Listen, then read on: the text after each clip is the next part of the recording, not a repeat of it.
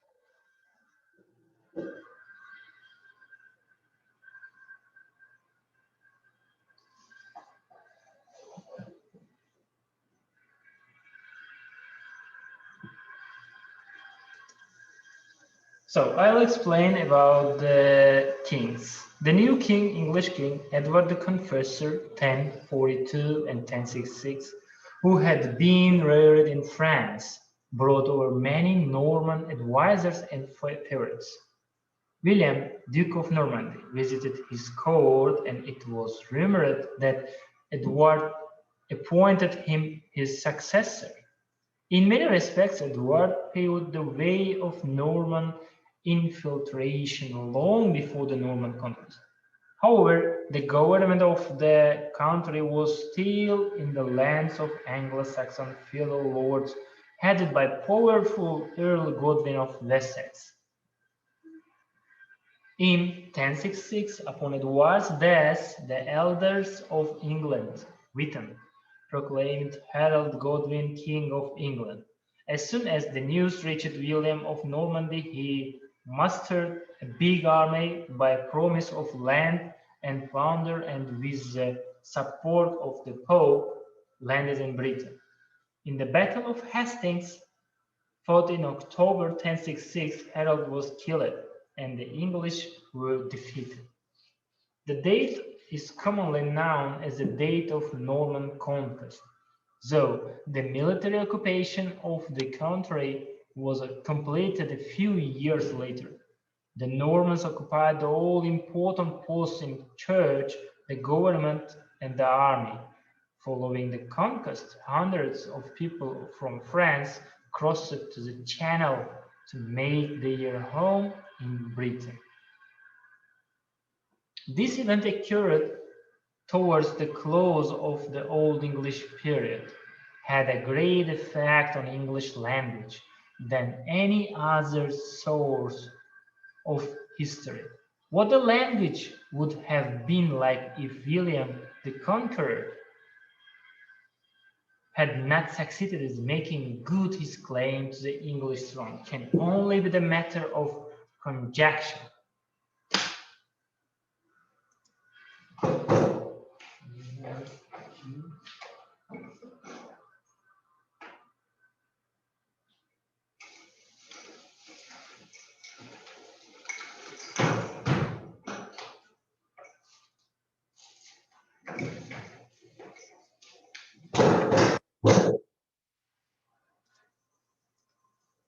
It would probably have pursued much the same course the other Germanic languages, retaining perhaps more of the inflections, reserving predominantly Germanic vocabulary, adding to its word stock by characteristic method of word formation, incorporating words from the other language much less freely.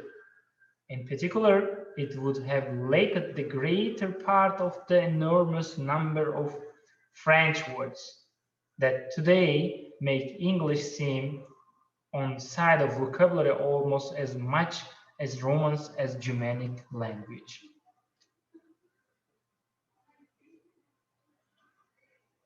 So, for almost 300 years, French was the official language of administration, the language of the king's court, the law court, the church, the army, the castle. It was also the everyday language of many nobles, the higher clergy, many townspeople in souls, the intellectual life, education, literature, the language of writing, French alongside in Latin.